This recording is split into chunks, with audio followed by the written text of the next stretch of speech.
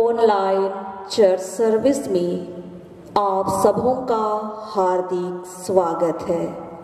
हम लोग आज की आराधना को आरंभ करने से पूर्व आह्वान वचन सुनेंगे और वो हमें मिलता है भजन संहिता भजन नंबर 25 पद संख्या 1 और 2। भजन संहिता भजन नंबर 25 पद संख्या 1 और 2। परमेश्वर का वचन इसमें यूं कहता है, हे यहोवा, मैं अपने मन को तेरी ओर उठाता हूँ।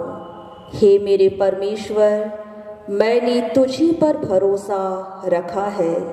मुझे लज्जित होने ना दे, मेरे शत्रु मुझ पर जय जयकार करने ना पाए। आमीन। हम लोग साक्षीवाणी से गीत गाएंगे। गीत संख्या 7। साक्षीवाणी गीत संख्या 7। हल्लेलुया हल्लेलुया, ईश्वर को गाहे मेरे प्राण। हाँ, जीवन भर मैं करूँगा ईश्वर की दया का बखान। साक्षीवाणी गीत संख्या 7।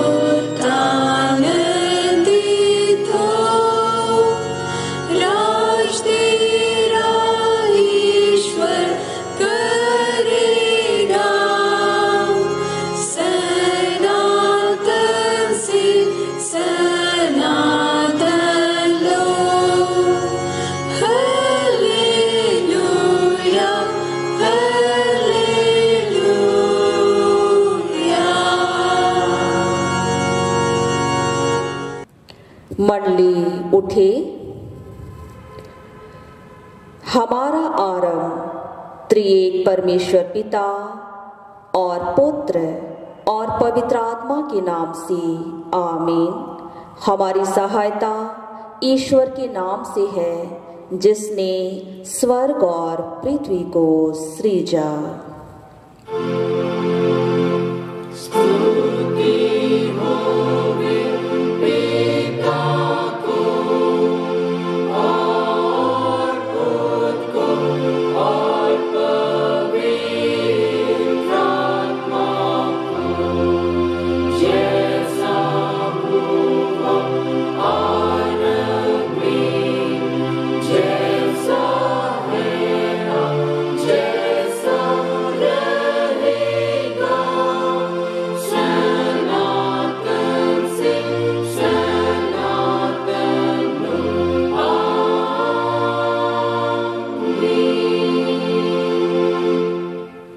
हम ईश्वर के सामने अपने अपने पापों को दीनताई से मान लेंगे।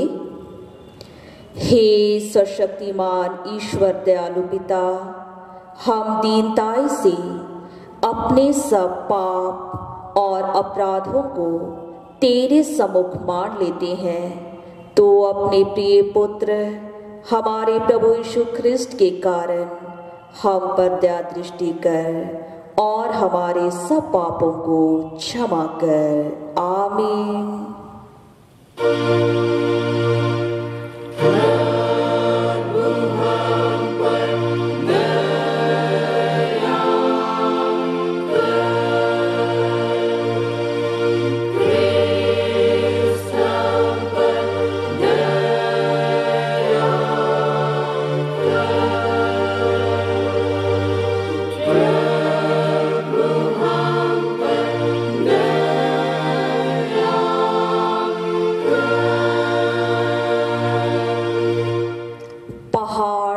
सरक जाएंगे और पहाड़ियाँ हिल जाएगी, पर मेरी दया तेरे पास से न सरकेगी और न मेरे कुशल की वाचा हिलेगी। परमेश्वर तेरा दया करने हारा कहता है। आमीन।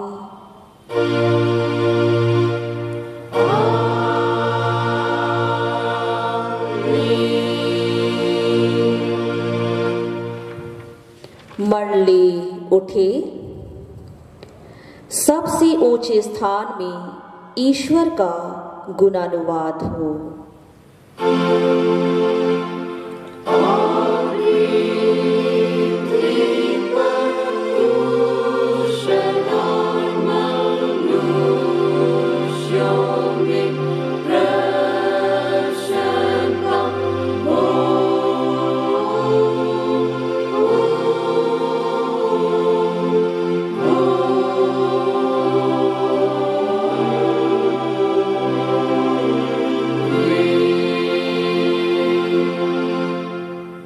प्रभु आप सबों के संग हो।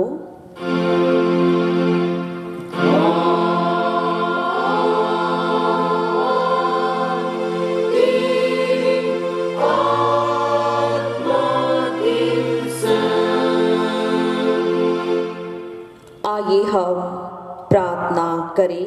हे प्रभु परमेश्वर स्वर्गवासी पिता, हम पापी लोग मान लेते हैं कि हम में कुछ भलाई नहीं है और हम अपने पाप के कारण अनंत मृत्यु के योग्य हुए हैं, क्योंकि जो शरीर से उत्पन्न हुए हैं वे शरीर है और तेरे राज्य को देख नहीं सकते हैं, परंतु हम तेरी विनती करते हैं कि हम पर अनुग्रह कर और अपने पुत्र हमारे प्रभु यीशु ख्रिस्ट के कारण पवित्र आत्मा को हमारे मनों में भेज और हमको नवीन मनुष्य बना, जिससे हम जैसा पवित्र बपतिस्मा में हमें वाचा दी गई है वैसा ही ख्रिस्ट के द्वारा पापों की क्षमा पर निश्चयता सहित विश्वास करें, प्रतिदिन पवित्र आत्मा के चलाए हुए चले और अंत में सदाकाल का जीवन पाए। आमीन। इस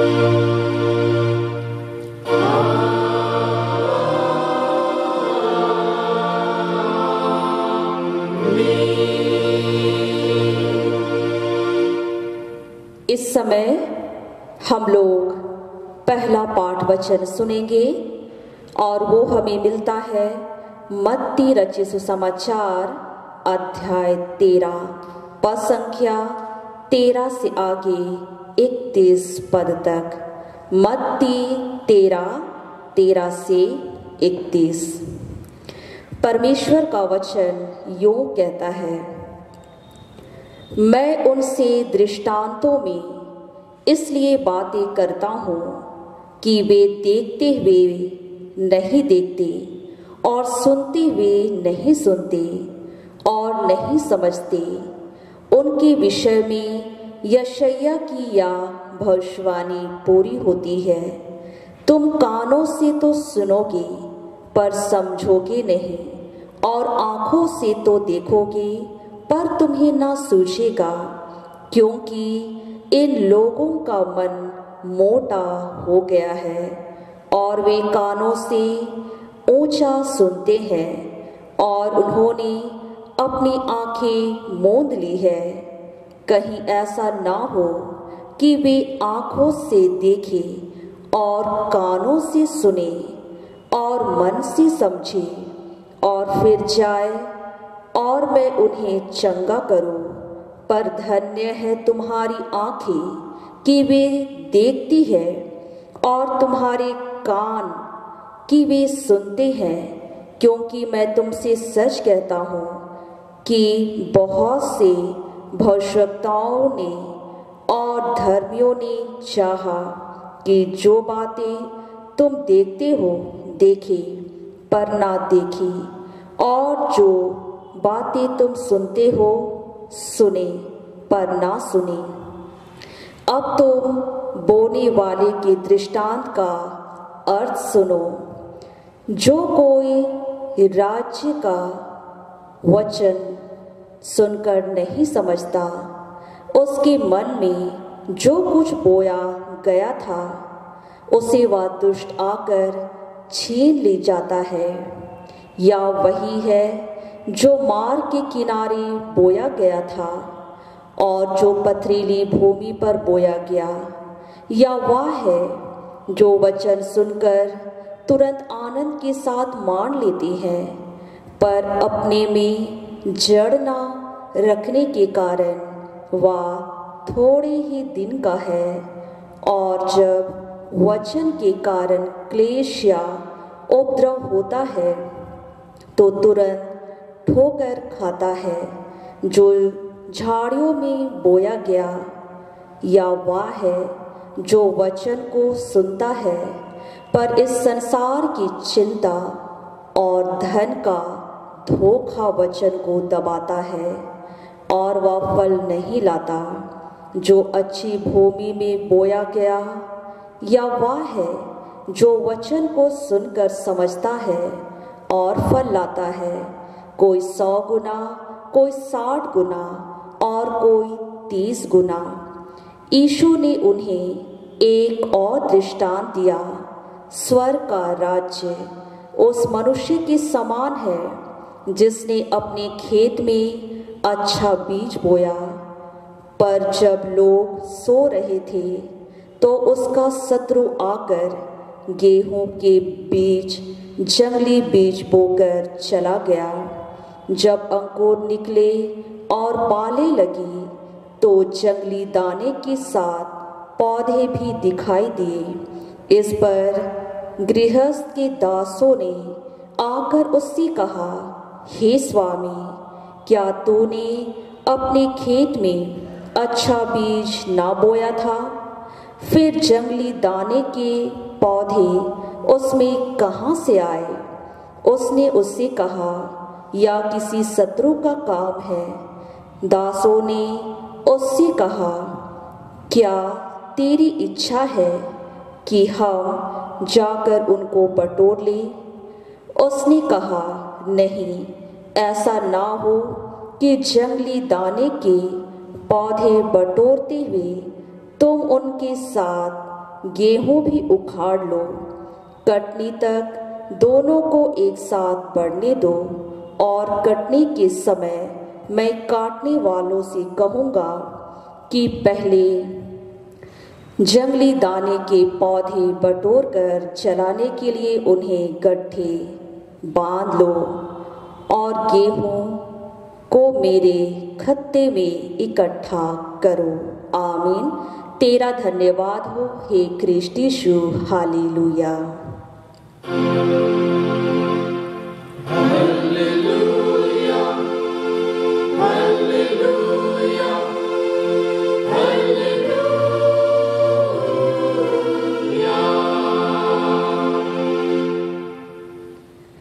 अब हम समस्त क्रिश्चियानी कलीसिया के संग अपना महापवित्र विश्वास मान लेकर यो कहे, मैं विश्वास करती हूँ परमेश्वर पिता पर, जो स्वर्ग और पृथ्वी का सर्वशक्तिमान सृजनहार है, और उसके इकलौते पुत्र अपने प्रभु यीशु ख्रिस्त पर, जो पवित्र आत्मा से गर्भ में आया, कुंवारी मरियम से उत्पन्न हुआ, पोंतियुस पिलातुस की आज्ञा से दुख उठाया, क्रूस पर चढ़ाया गया, मर गया और गाड़ा गया, पाताल में उतरा, तीसरे दिन मृतकों में से जी उठा, स्वर्ग पर चढ़ गया, और परमेश्वर सर्वशक्तिमान पिता के दाहिने हाथ बैठा है, जहाँ से वह जीवों और मृतकों का विचार करने को फिर आएगा।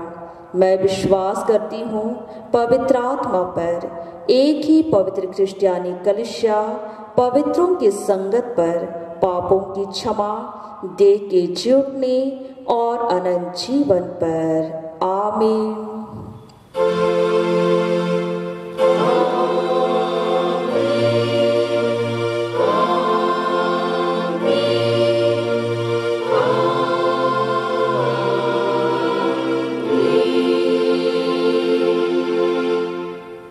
मंडली बैठ जाए। इस समय हम लोग आराधना के क्रम में साक्ष्यवाणी से गीत गाएंगे। गीत संख्या 117। साक्ष्यवाणी गीत संख्या 117। ज्ञान तो सीखो हे अज्ञानो, आज का दिन ग्रह करके जानो, क्यों विलंब तुम करते हो, कल की आशा मत करो। साक्ष्यवाणी गीत संख्या 117। ज्ञान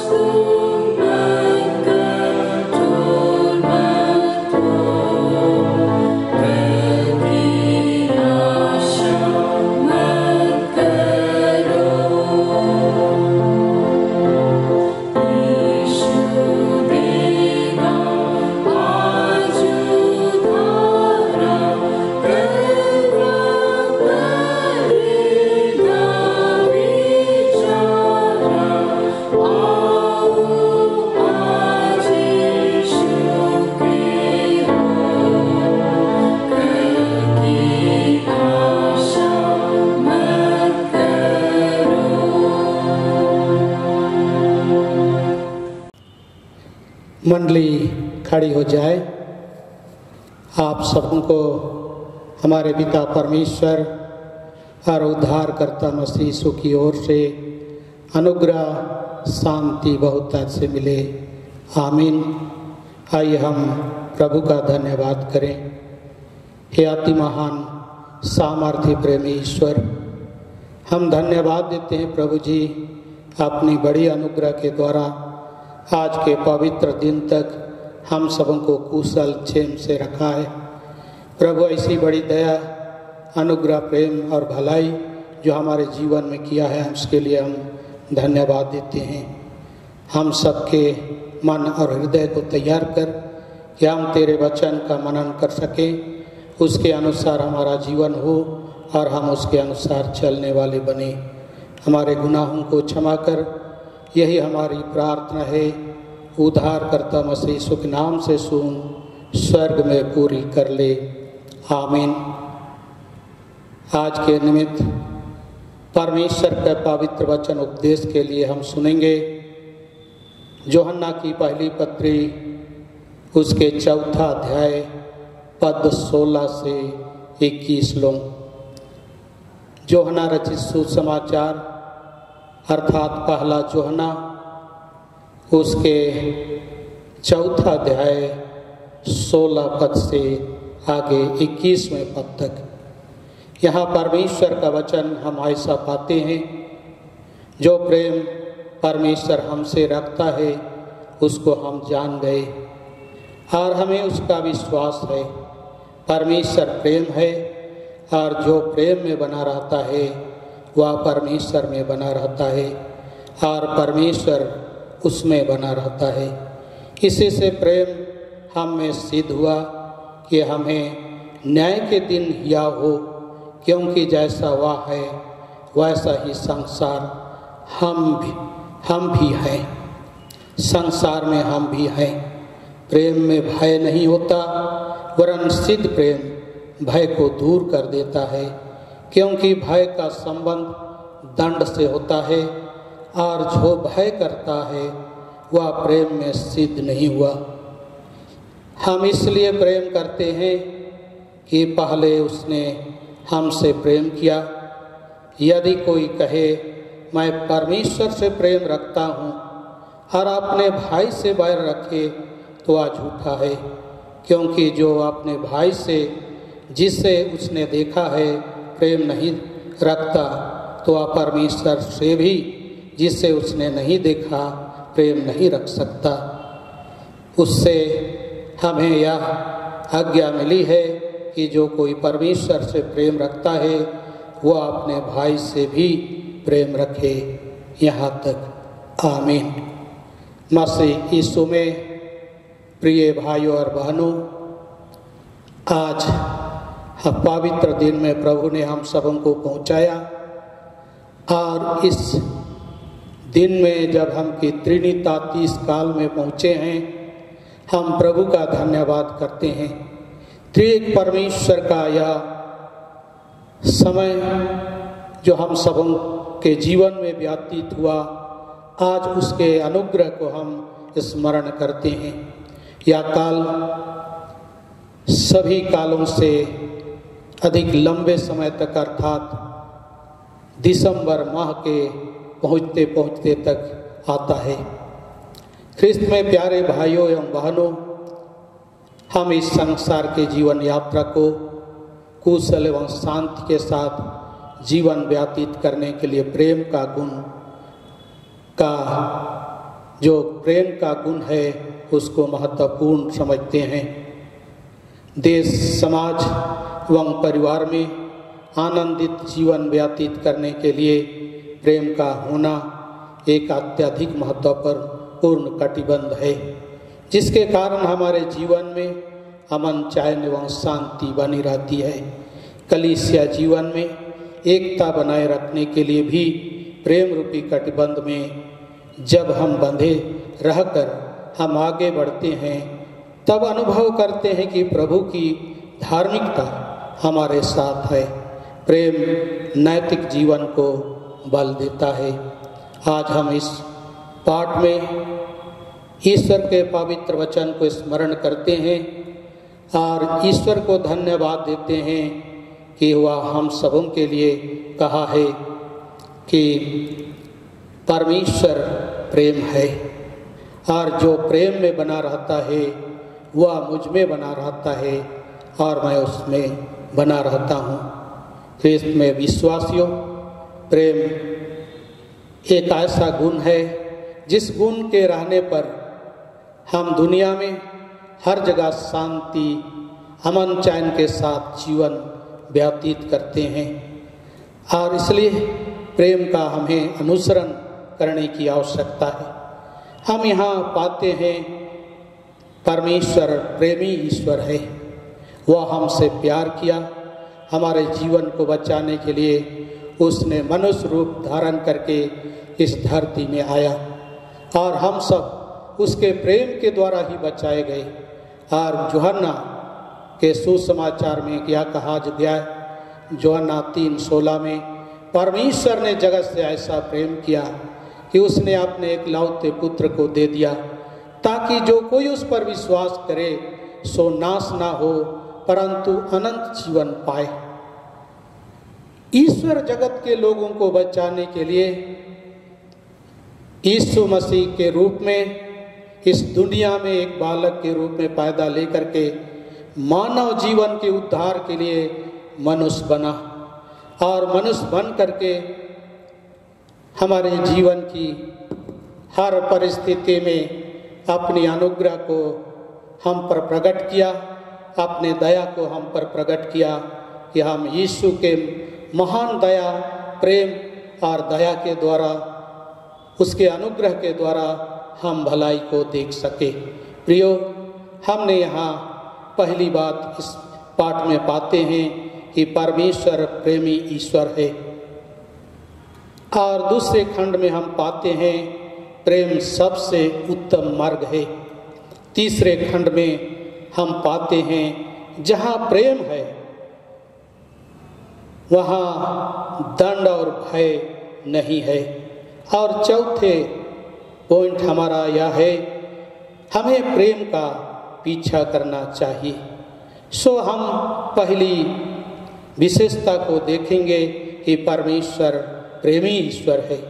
उसने हमसे प्रेम किया, हम पापियों के जीवन को पाप के गुलामी से छुटकारा देने के लिए इस जगत में, इस धरती में मनुष्य बना और मनुष्य बन करके हमारे पाप के लिए स्वयं ही क्रूस बलिदान को स्वीकार किया, क्रूस में बलिदान हुआ, क्रूस मृत्यु को सह करके हमारे जीवन के उद्धार को पूरा किया और जो मानव रूप उसका था उसी क्रूस पर समाप्त होकर के ईश्वरीय रूप में, वह पवित्र आत्मा के रूप में पेंतिकोस्त के दिन हम विश्वासियों के जीवन में उन चेलों के बीच में उपस्थित हुआ और हमारे बीच में डेरा किया और आज तक हमें अपनी अनुग्रह के द्वारा अगुवाई कर रहा है। और इसलिए जो आशीष प्रभु ने हमको दिया है, परमेश्वर के प्रेमी गुण के कारण ही हम उन आशीषों को पाए। हम जो जीवन यात्रा के बहुत ही संकटपूर्ण स्थिति में हमारा जीवन था, हमें इस संसार में ज्ञान और बुद्धि की भी कमी थी, परंतु परमेश्वर हमसे प्यार करके अपने वचन का बीज हमारे हृदय के अंदर बोया और उसके वचन का बीज हमारे हृदय में बोए जाने के कारण ही परमेश्वर के अनुग्रह आशीष के हम भागी हैं। और इसलिए आज हम अनुभव करते हैं कि परमेश्वर जो हमसे प्यार करता है, उसने कहा परमेश्वर प्रेम है और जो प्रेम में बना रहता है वह मुझ में बना रहता है और मैं उसमें बना रहता हूँ। ख्रिस्त में विश्वासी प्रिय भाई और बहनों, इसी यूहन्ना रचित सुसमाचार 4 अध्याय 7 और 8 में हम ऐसा पाते हैं, हे प्रियो, हम आपस में प्रेम रखें क्योंकि परमेश्वर प्रेम है और जो प्रेम करता है वह परमेश्वर से जन्मा है और परमेश्वर को जानता है। जो परमेश्वर से प्रेम करता है, प्रभु का वचन कहता है, ऐसा प्रेमी व्यक्ति परमेश्वर से जन्मा है। और जो परमेश्वर को जानता है, जो प्रेम नहीं करता, प्रेम नहीं रखता, वह परमेश्वर को नहीं जानता, क्योंकि परमेश्वर प्रेम है। हमने इस ऐतिहासिक गिरजाघर में आज खड़े होकर के प्रभु का वचन का प्रचार कर रहे हैं। यह ऐतिहासिक गिरजाघर में 1957 को सिपाही विद्रोह के दरमियान में लोगों ने इस आराधनालय को शत्रुओं ने ध्वस्त करने के लिए तोप के गोली चलाई, परंतु यह भवन आज तक, जो परमेश्वर का भवन है, आज तक सुरक्षित है। और उस जगह पर जहां गोली लगी थी, वहां लिखा है परमेश्वर प्रेम है। सो आज परमेश्वर अपने शत्रुओं से भी प्रेम करता है। जिन शत्रुओं ने उन्हें क्रूस बलिदान में सौंप दिया, जिन शत्रुओं ने उन पर थूका, जिन शत्रुओं ने उनको कोड़े से मारा, जिन विरोधियों ने उसका निंदा किया और उसको व्यंग किया, उनके जीवन को भी वह क्षमा किया, उस क्रूस से उच्चारण किया, हे पिता इन्हें क्षमा कर, क्योंकि ये नहीं जानते। निश्चय ही प्रभु, हम सब जो आज प्रभु में विश्वास करते हैं, प्रभु के प्रेम में बने रहें, क्योंकि परमेश्वर प्रेमी ईश्वर है। हम दूसरे विषय की ओर चलते हैं। यहाँ जहाँ हम पाते हैं, यहाँ यह पॉइंट हमें मिलता है कि प्रेम सबसे उत्तम मार्ग है। यह एक बड़ा विशेषता है। प्रेम सबसे उत्तम मार्ग है, जिस मार्ग पर हम बने रहते हैं, दुख और तकलीफ के बावजूद भी हमारे जीवन को प्रभु आशीषों के साथ आगे ले चलता है। प्रभु ने यहाँ इस वचन में यह भी कहा है, प्रेम सब पापों को ढक देता है, क्योंकि प्रेम सबसे उत्तम मार्ग है। प्रेम सब बातों को ढक देता है, और इसलिए हम परमेश्वर के अनुग्रह में चलते हैं, उसके जीवन में चलेंगे और प्रभु परमेश्वर की आशीष को हम अनुभव करेंगे। प्रिय भाई और बहनों, हमने साउल के जीवन को देखा। साउल परमेश्वर के प्रेम को नहीं पहचाना। वह अपनी बुद्धि पर घमंड था और अपनी बुद्धि के द्वारा इस दुनिया में सब कुछ कर सकेंगे, यह उनके अंदर विश्वास था और उस घमंड था। प्रभु का वचन यिर्मयाह की किताब में हम पाते हैं 9 अध्याय का 23-24 पद में यहोवा यूं कहता है, बुद्धिमान अपनी बुद्धि पर घमंड ना करे, ना वीर अपनी वीरता पर घमंड करे, और ना धनवान अपनी धनी होने पर घमंड करे, परंतु इसी बात पर के लिए घमंड करे कि वह मुझे जानता है और समझता है कि मैं ही वह यहोवा हूँ, जो पृथ्वी पर करुणा, न्याय और धर्म के काम करता हूँ। ख्रिस्त में विश्वासियों, प्रभु ईश्वर है, जो एक बुद्धिमान व्यक्ति को भी उनके जीवन को बदल दिया, उसके घमंड को बदल दिया। साउल जब अपनी बुद्धि पर पूरा भरोसा था कि हम सब कुछ बुद्धि के बल पर कर सकेंगे, और उस बुद्धि के कारण वह दमिश्क की ओर इस बात के लिए जा रहा था, जो मसीह के लोग हैं, जो विश्वासी लोग हैं, उनके जीवन को तहस नहस कर दी। यरूशलेम में डंका पिटवा दिया कि जो लोग मसीही पथ पर चलते हैं वे मार डाले जाएंगे, और दमिश्क की ओर गुस्से के मारे चल रहा था। प्रभु ने उसके जीवन को बदल दिया, मूर्छित होकर के गिरा, 3 दिन तक अंधा रहा। प्रभु के दास ने उसके लिए विनती किया, उनके आंख से छिलके के समान कुछ वस्तुएं गिरी, पाप की शक्ति गिर गई और परमेश्वर का पवित्र आत्मा उसके जीवन को संचालित किया और उसने इस बात को अनुभव किया कि मैं गलत काम करने जा रहा था। और उसके बाद उनका नाम साउल से पौलुस कहलाया। और पौलुस ने, आप जानते हैं, धर्मशास्त्र बाइबल में उसकी बड़ी बड़ी गवाही दी गई है। और इस रीति से बुद्धि पर घमंड करने वाले व्यक्ति के जीवन से उस बुद्धि को नष्ट कर दिया गया। और इस प्रभु आगे कहता है, वीर अपनी वीरता पर घमंड ना करे। ख्रिस्त में विश्वासियों, पवित्र शास्त्र में गोलियत एक वीर व्यक्ति था, एक सामर्थी व्यक्ति था। और उस सामर्थी व्यक्ति को एक अदना सा भेड़ चराने वाला धराशायी किया, क्योंकि दाऊद, जो अदना सा भेड़ चराने वाला दाऊद था, उसके साथ प्रभु था, प्रभु की उपस्थिति थी, प्रभु का प्रेम था। और इसलिए प्रेम सबसे उत्तम मार्ग है। इसलिए आज प्रभु का वचन कहता है, यहोवा यूं कहता है, बुद्धिमान अपनी बुद्धि पर घमंड ना करे, ना वीर अपनी वीरता पर, और ना धनवान अपनी धनी होने पर घमंड करे, परंतु इसी बात के लिए घमंड करे कि वह मुझे जानता है और समझता है। वो ईश्वर को जो लोग समझते हैं, ईश्वर को जो लोग जानते हैं, यही विश्वासी के मार्ग पर आगे बढ़ेंगे और ईश्वर उसको अपने पवित्र आत्मा के द्वारा अगुवाई करेगा।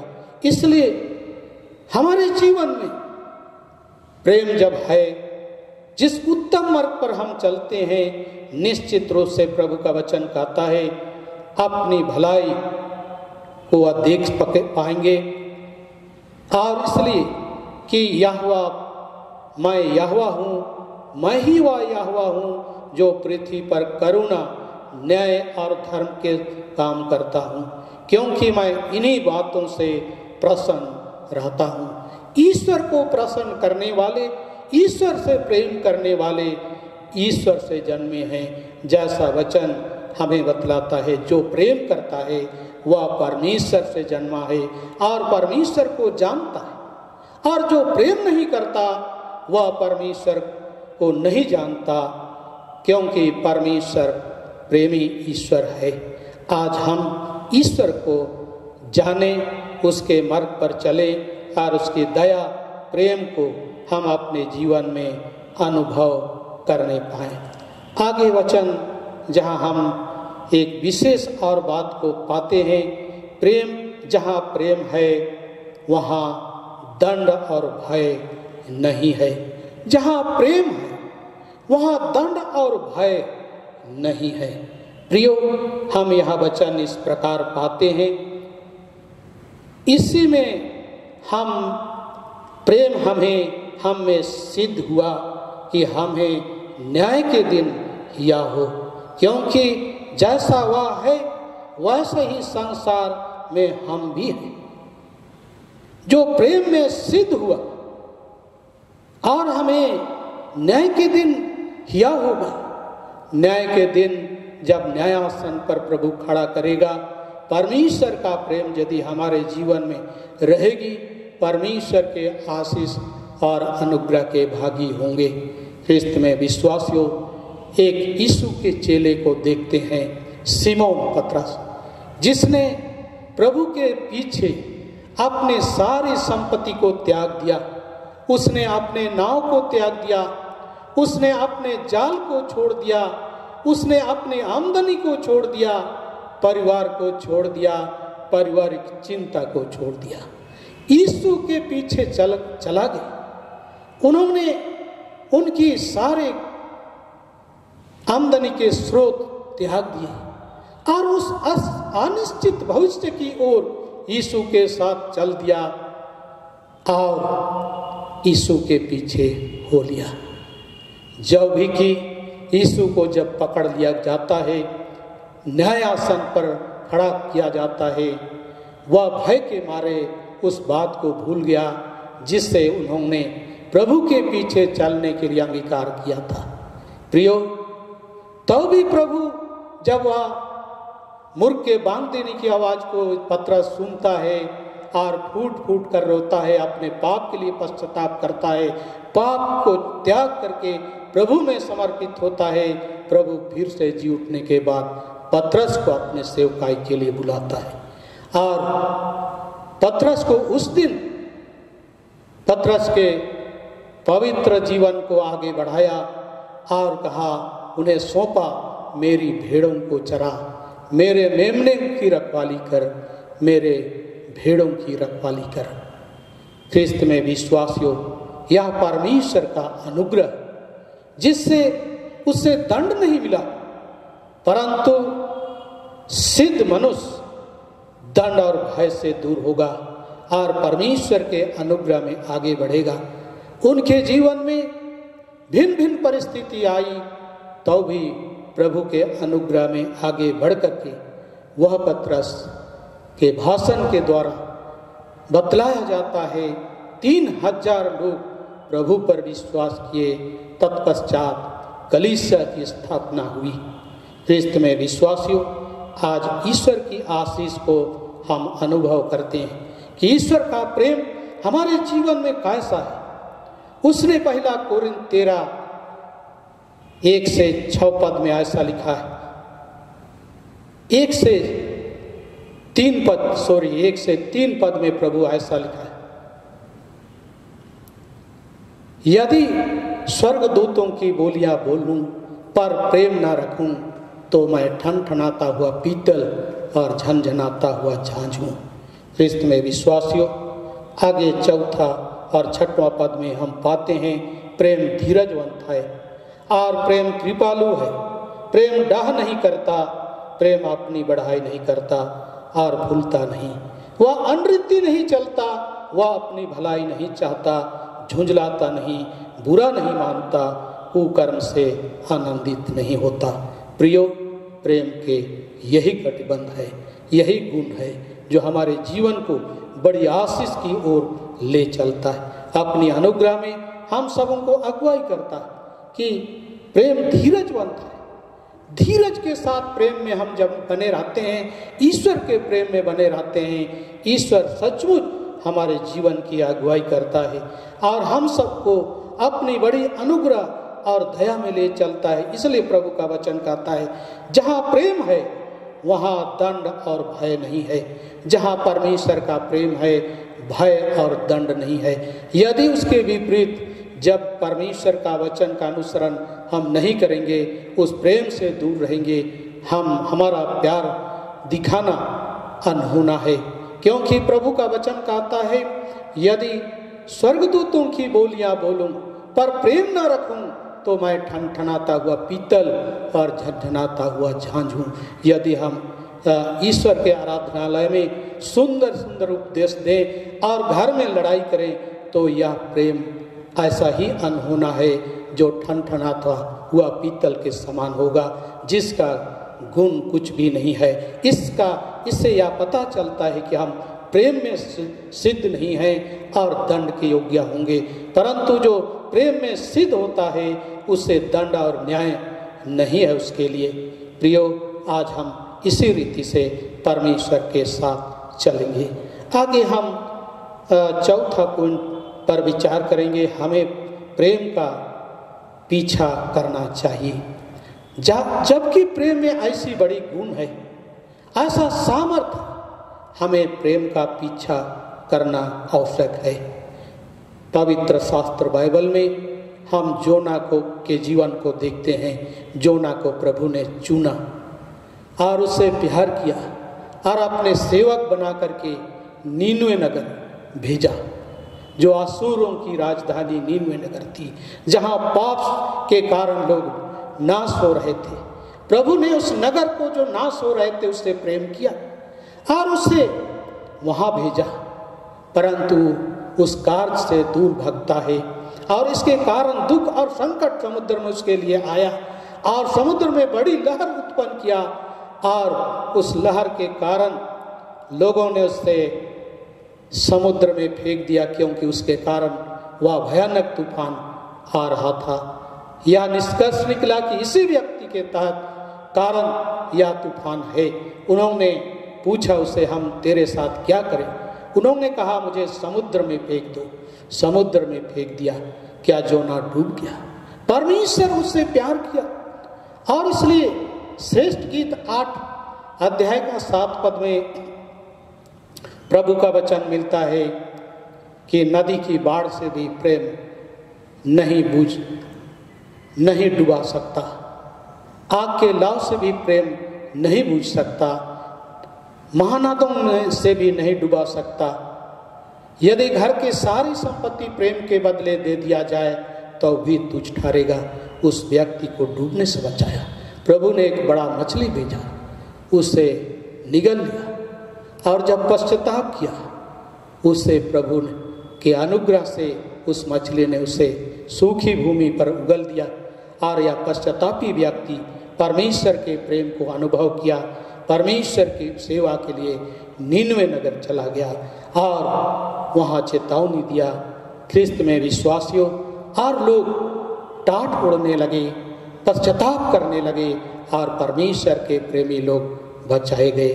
इसलिए आज परमेश्वर के प्रेम का पीछा करना हमारे और आपके लिए आवश्यक है कि हम परमेश्वर के प्रेम में बने रहें, उसकी दया और अनुग्रह हमारे जीवन में हो, ताकि हम परमेश्वर के भावता हुआ बलिदान के रूप में हमारे जीवन को पा सके।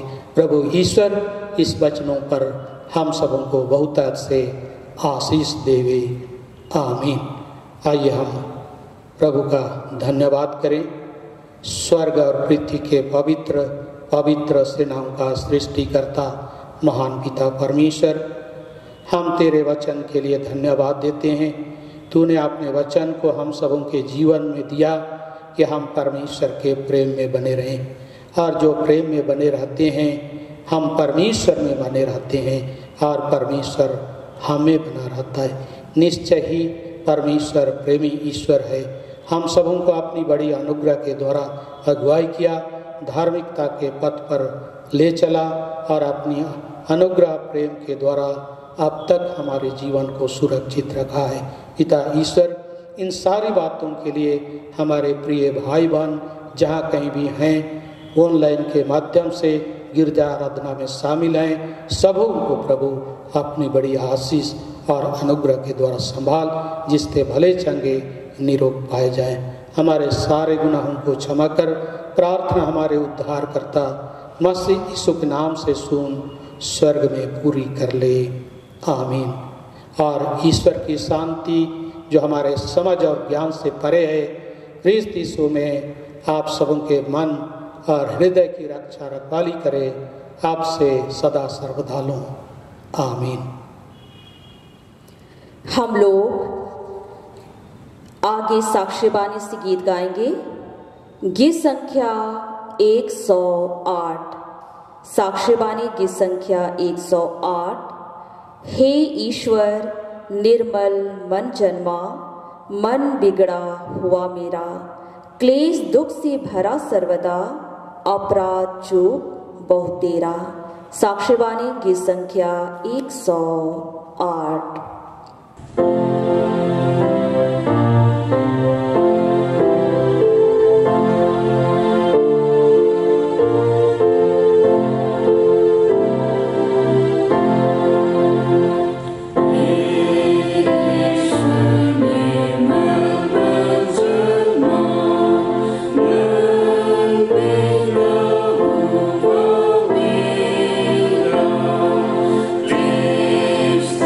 See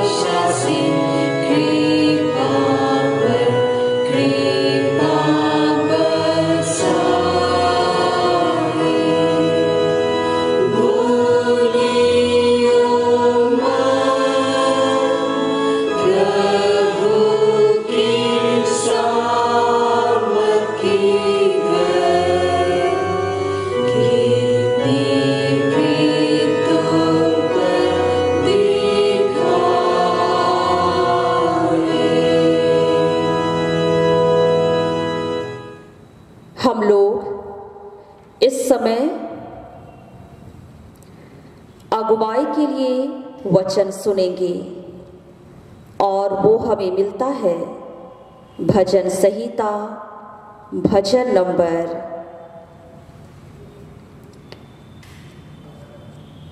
103।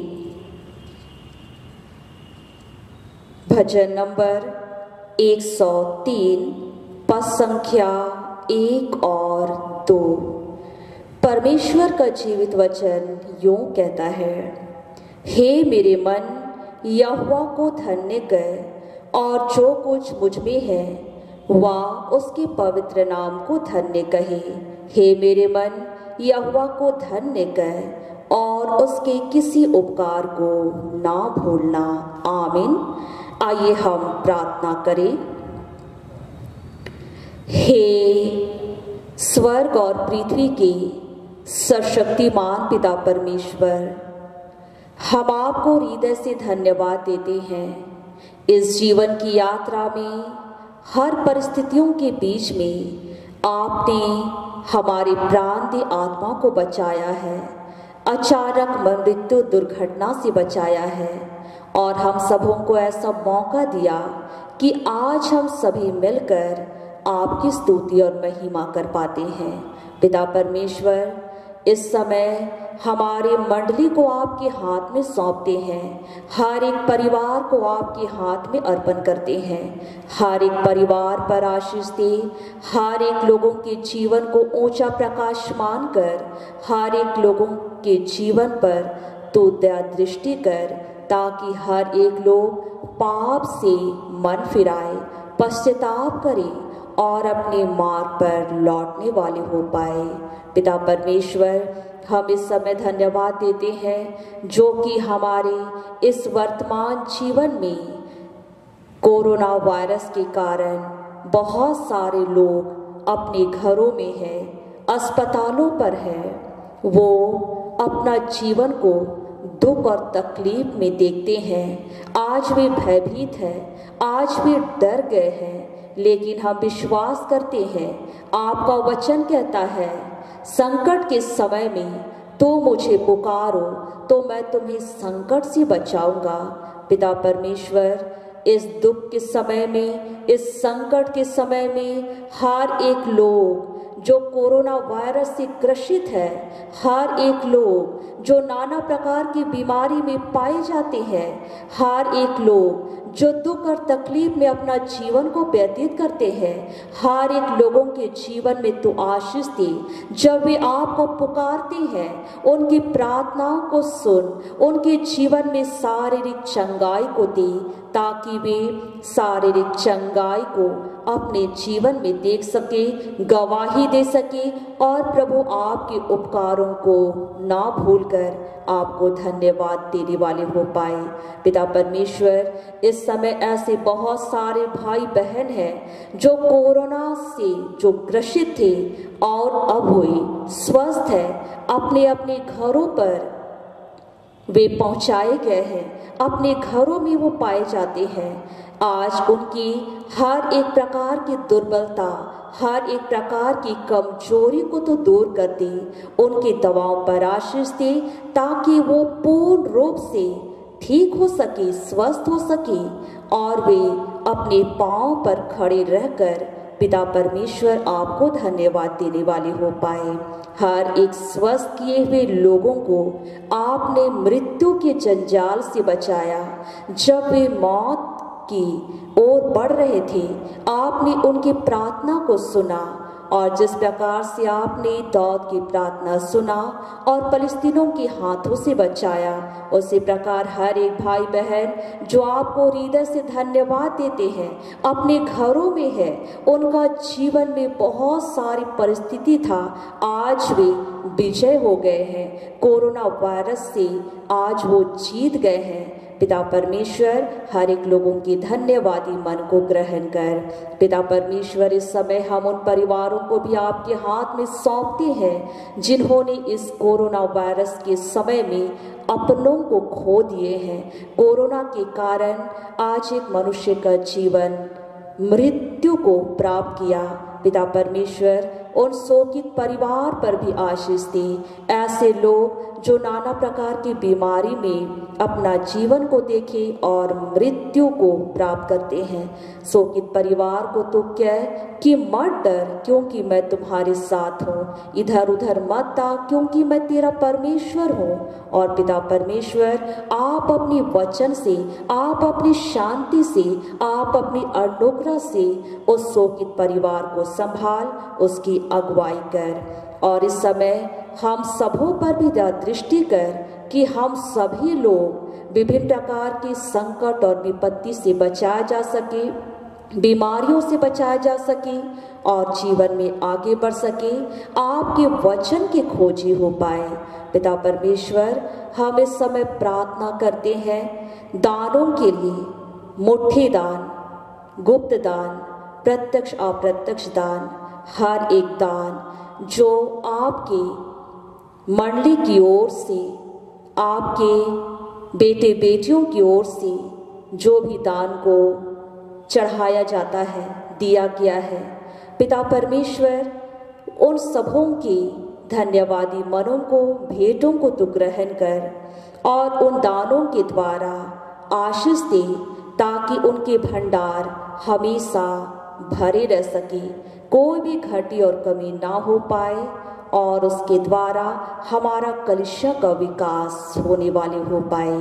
पिता परमेश्वर, इस समय हर एक जनों को, हर एक भाई बहन, माता पिता, बुजुर्ग माता पिता, जवानों को आपके हाथ में सौंपते हैं। हम सबों की सहायता कर, हमारी अगुवाई कर, हमारे सारे पाप दोष अपराध को तू क्षमा कर और इस जीवन की यात्रा में हर परिस्थितियों के बीच में, हर चुनौती के बीच में, हर बीमारियों के बीच में और हर संघर्ष के बीच में हम आपको पुकार सके, आपके अटूट प्रेम में हम पाए जा सके, आपकी उपस्थिति को ग्रहण कर सके और अपना संपूर्ण जीवन आपको सौंपते हुए हम लोग इस जीवन की यात्रा को पूरा कर पाए।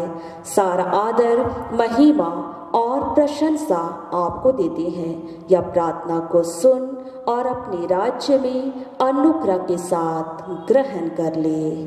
आमीन। आइए हम प्रार्थना करें। हे प्रभु परमेश्वर, स्वर्गवासी पिता, हम तेरी विनती करते हैं अपनी क्रिश्चियानी कलीसिया और उसके सेवकों की अगुवाई कर कि वे तेरे वचन के निर्मल उपदेश में ठहरे, जिससे सच विश्वास और प्रेम हम में बढ़े और दृढ़ाया जाए। हे प्रभु, भारत रिपब्लिक के हमारे प्रेसिडेंट, इस प्रांत के गवर्नर, राज्य सभाओं, ओ मंत्रिमंडलों, सब न्यायों, ओ हकीमों और सब राज कर्मचारियों को आशीष दे और उनकी अगुवाई कर कि वे न्याय और धर्म से देश की सेवा करें और हम कुशल चैन से सारी भक्ति और गंभीरता से काल बिताए। हमारे कलीसिया सभाओं, सेंट्रल काउंसिल, डायोसिस काउंसिल, सीआरसी और कलीसिया के अन्य मंडली सभाओं को आशीष दे कि वे इस मंडली को तेरी पवित्र इच्छा के अनुसार चलाए। जगत की लूथरन कलीसिया और देश विदेश के हमारे सभी क्रिस्टीय विश्वासी मित्रों को आशीष दे कि हम क्रिस्टीय प्रेम और सहयोग में आगे बढ़ें और जगत में तेरी साक्षी के लिए अधिक सामर्थ पाए। हमारे कलीसिया के सब कामों पर आशीष दे, लड़के लड़कियों की शिक्षा पर आशीष दे कि वे तेरे भय, प्रेम और भरोसा में बढ़ते जाए। कलीसिया के विद्यालयों, शिक्षण प्रशिक्षण महाविद्यालयों और अन्य संस्थाओं को संभाल और उनकी बढ़ती दे और उनके द्वारा कलीसिया के लिए आत्मिक और लौकिक आशीष दे। खेती बाड़ी और हर एक काम उद्यम को सफल कर, जिससे हम कोई सुविवेक से तेरे आगे चले और अपनी जीविका पाए। अपनी कृपा से उन सबों पर दृष्टि कर जो कंगालपन, रोग और नाना प्रकार की शकेती और दुख में है, उनको शांति दे। हमारे कलिशा के सब भाई बहनों की रक्षा कर जो दूसरे देशों में चले गए हैं, कि वे सब जोखिम और परीक्षाओं में विश्वासी ठहरे। हम उनके लिए भी तेरी विनती करते हैं जो मंडली से निकाले गए व उलट हुए हैं। उन पर दया कर कि वे सच्चे पश्चाताप से तेरी ओर फिरे। सब मनुष्यों का त्राणी ठहर और उन पर जो अंधियारे में बैठे हैं मुक्ति का उजाला प्रकाश कर। हमको आपश्तापी मृत्यु से बचा और अंत में अपने प्रिय पुत्र हमारे प्रभु यीशु ख्रिस्ट के द्वारा स्वर्ग राज में ग्रहण कर। हे हमारे पिता, तू जो स्वर्ग में है, तेरा नाम पवित्र किया जाए, तेरा राज आए, तेरी इच्छा जैसे स्वर्ग में है वैसे इस पृथ्वी पर भी पूरी हो। हमारे प्रतिदिन की रोटी आज हमको दे और हमारे अपराधियों को क्षमा कर जैसे हम भी अपने अपराधियों को क्षमा करते हैं। और हमको परीक्षा में मत डाल परंतु बुरे से छुड़ा, क्योंकि राज और पराक्रम और महात्म सदा तेरी ही है। आमीन।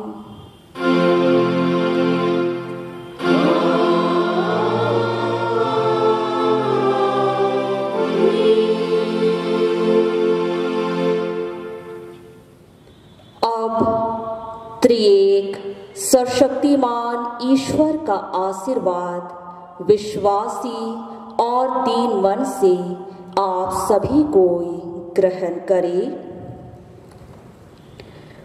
परमेश्वर तुझे आशीष दे और तेरी रक्षा करे। परमेश्वर अपना मुख तुझ पर प्रकाश करे और तुझ पर अनुग्रह करे। परमेश्वर अपना मुख तुझ पर प्रकाश करे और तुझे कौशल देवे। आमीन।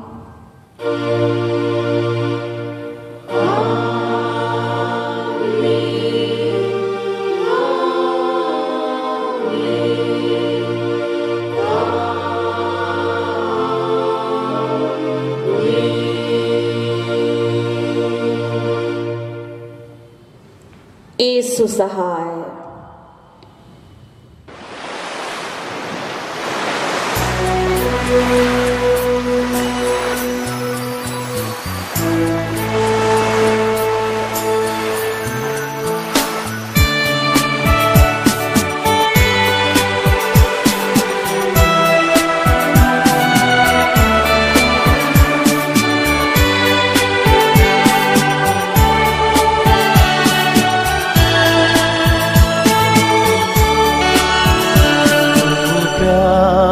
का सागर सागर दया का तू है, तू प्यार का सागर सागर दया का तू है। तेरे प्यार के सागर में हम तैरना चाहते हैं। तेरे प्यार के सागर में हम तैरना चाहते हैं। तू प्यार का सागर सागर दया का तू है, तू प्यार का सागर सागर दया का तू है।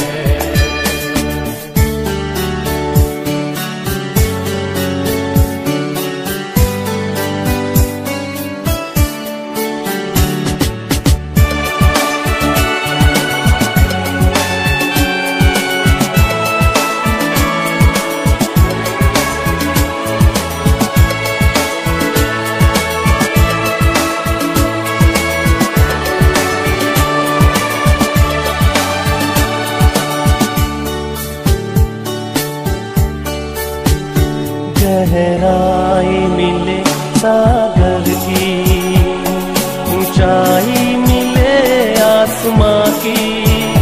गहराई मिले सागर की, ऊंचाई ऊंचाई मिले आसमां की, पर कोई नाप ना पाएगा गहराई तेरे प्यार की, पर कोई नाप ना पाएगा गहराई तेरे प्यार की। तू प्यार का सागर, सागर दया का तू है, तू प्यार का सागर, सागर दया का तू है।